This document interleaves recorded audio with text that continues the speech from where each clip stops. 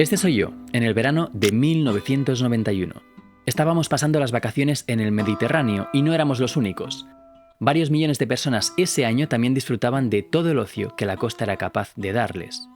No teníamos ni idea del problema que se estaba cociendo encima de nuestras cabezas y que preocupaba a los campesinos del interior. Las tormentas de verano estaban desapareciendo. Esa preocupación se expresaba en forma de murmullos y comentarios que, inesperadamente, llegaron a los oídos de la Comisión Europea. La unidad ambiental de la Comisión se interesó por el asunto y le pasó el encargo a un científico español bajito, canoso y sin pelos en la lengua. El misterio de las tormentas de verano fue resuelto, pero 3 décadas después el problema persiste, lo cual constituye un misterio más profundo y desesperante que el misterio original.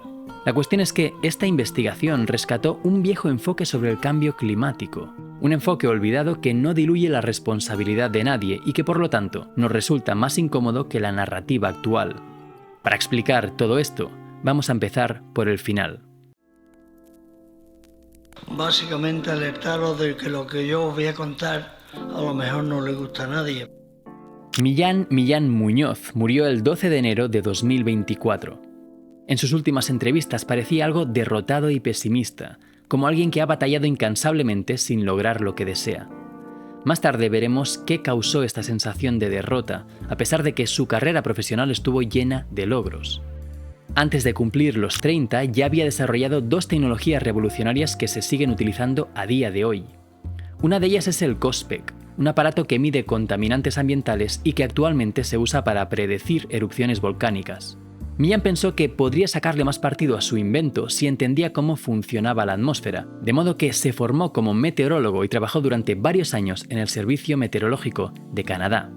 Con solo 33 años, la Comisión Europea lo nombró asesor en cuestiones ambientales y climáticas, y en el 91 fue nombrado director del Centro de Estudios Ambientales del Mediterráneo. Ese centro se convirtió en su base de operaciones para atacar el que fue su gran proyecto. Eso ahora se ha acabado. Y la gente dice que el recurso se ha acabado. No, el recurso te lo has cargado tú. No se ha muerto él solo.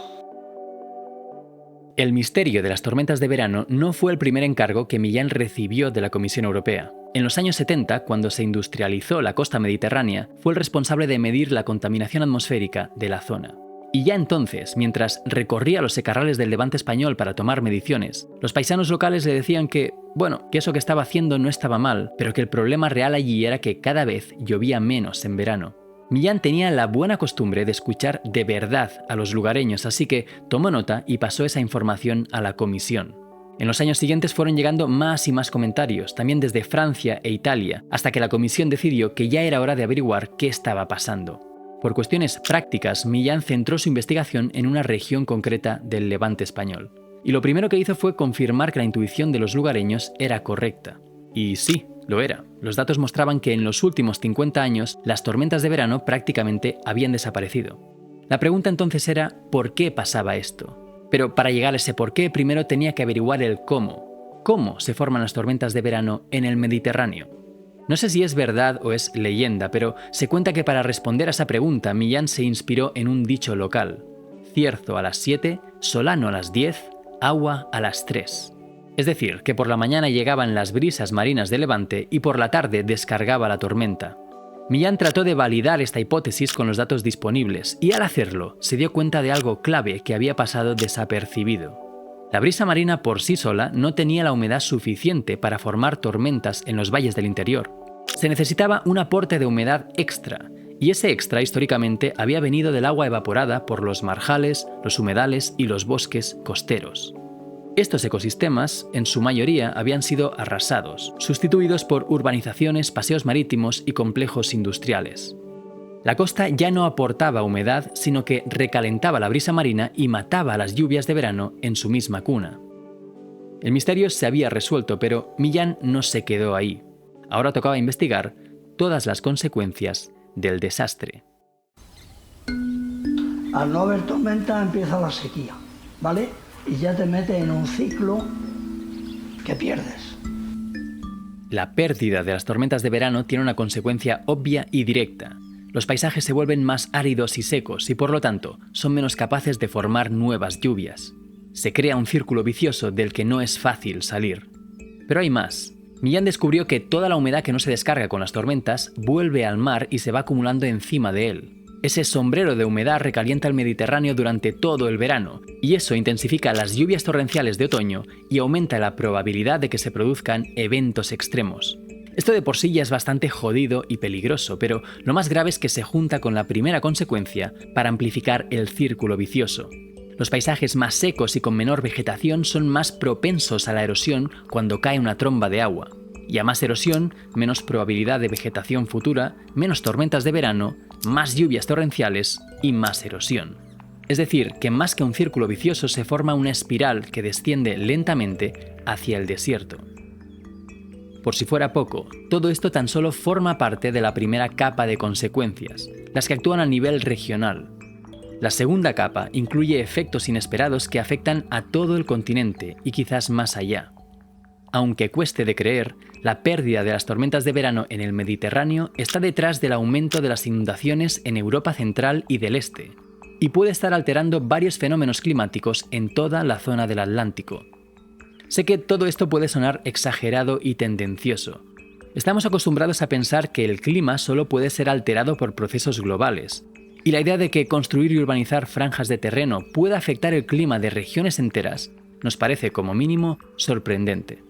Pero lo realmente sorprendente es que esta idea no es nueva. Tiene más de 50 años y forma parte de lo que Millán llamaba las dos patas del cambio climático.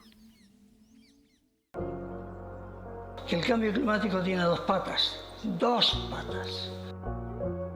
Millán se formó como meteorólogo con Ted Moon, una leyenda del Servicio Meteorológico de Canadá.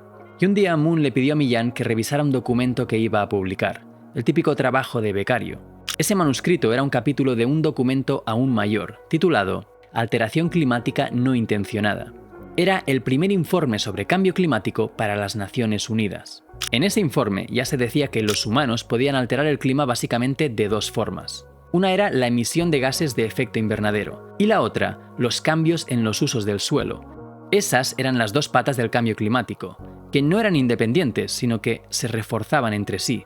Pero si hoy preguntamos a Google o a ChatGPT a qué se debe el cambio climático, la respuesta es los gases. Los cambios en los usos del suelo ni siquiera se mencionan. Así que aquí sale otro misterio. ¿Qué pasó con la segunda pata del cambio climático? Pues lo más extraño es que se siguió investigando sobre ella. Desde los años 70 se han publicado miles de estudios sobre cómo lo que ocurre en el suelo afecta al clima. Sin embargo, hubo un momento en la historia en la que esa pata fue arrancada del debate público.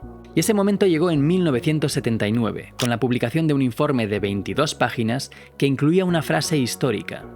Si se dobla el CO2 en la atmósfera, la temperatura del planeta subirá 3 grados.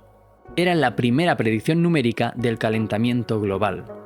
Miles de páginas de conocimiento científico fueron resumidas en una cifra, en algo comprensible, al fin, y que cabía en un titular. Muy pronto, todo el debate climático empezó a gravitar en torno a esa cifra y al calentamiento global. 9 años después, cuando se creó el IPCC en 1988, la narrativa del cambio climático solo tenía una pata. Y 3 décadas más tarde, seguimos igual. Lo cual no deja de ser extraño. Por un lado, la ciencia sigue investigando sobre esa segunda pata, y por otro lado, nos resistimos a incluirla en el debate climático. Esa fue la paradoja a la que se enfrentó Millán los últimos 30 años de su vida.